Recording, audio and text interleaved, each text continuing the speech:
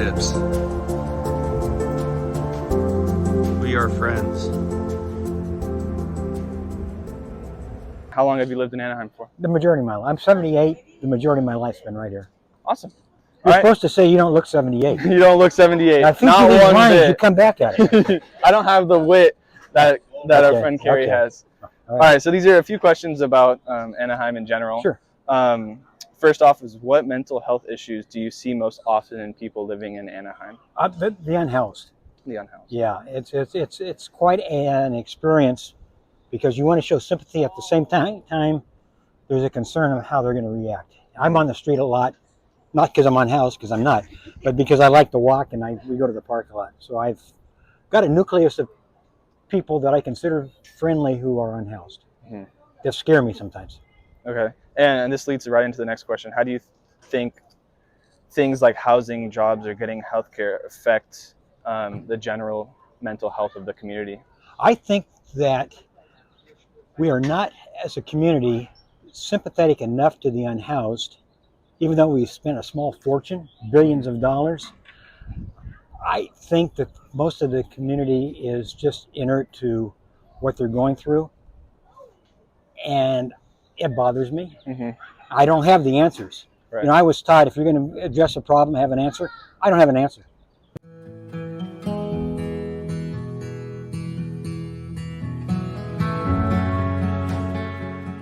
Are there any local resources or programs in Anaheim that support the mental health and, specifically those people with homelessness? The Anaheim Police Department had a team of at least 10 that I know of that reached out to the unhoused. Mm-hmm. So that somehow get them food, hopefully housing. Mm-hmm. I know that Anaheim has at least two that I'm aware of, two housing areas where you can go and stay. There was a backlog the last time I heard, plus there are rules which really concern a lot of the people that don't want to follow rules. Right. But Anaheim does have programs, yes. That's great to hear.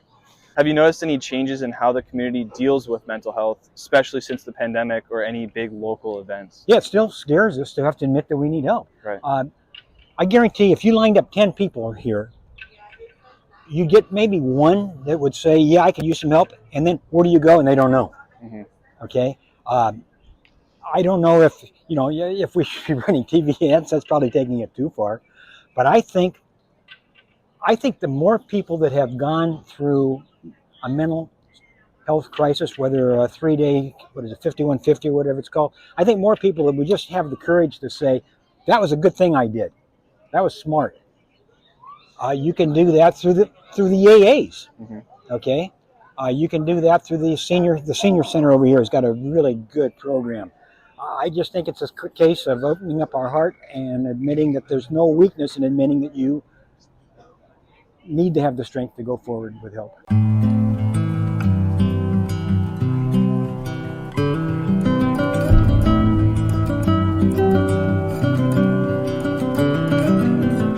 First, in your experience, what are some of the most common mental health challenges faced by residents of Anaheim? Yeah, so it's unique for me because the clients that seek my care are specifically seeking a therapist that works with anxiety, depression, and trauma or chronic stress. So that's a lot of what my population makes up. Developmental trauma, it doesn't discriminate, so people of all backgrounds experience it.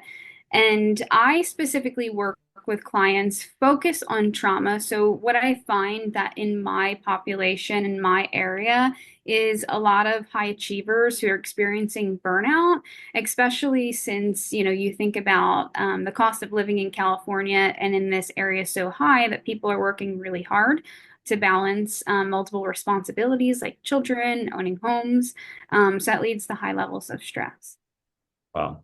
Well, first of all, I want to thank you for what you do. It's incredible, and it sounds like it's rewarding for you since you have such a intrinsic motivation to do what you do. So thank you.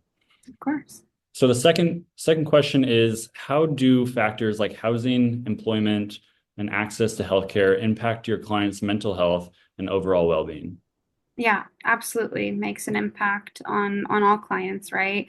From every level of income.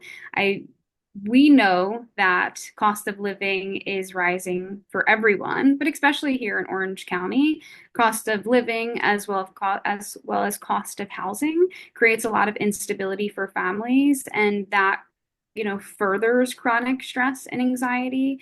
And so right now in an unpredictable employment environment and job instability, some people are coming in with feelings of powerlessness or struggling with low self-esteem. And oftentimes that brings up past traumas, right? That might be related to earlier experiences or just beliefs about self.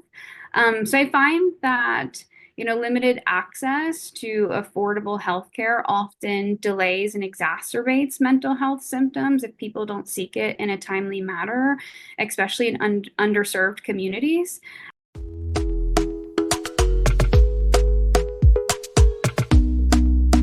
What are some of the most common mental health challenges faced by residents of Anaheim? Well, I happen to be a licensed MFT, Perfect. and I am a retired school psychologist, so I have definitely been noticing things. So mental health challenges would be, I would say, unmedicated mental health issues. I would say schizophrenia, probably a lot of bipolar, drug use, just kind of your typical thing anymore that you find anywhere. Do you notice any gaps in services or barriers that prevent people in Anaheim from receiving the mental health care they need? You know what? I would say the gaps are the unmedicated gaps. Honestly, I think that the the inability for people to seek what they need, and that's a critical part of all of this.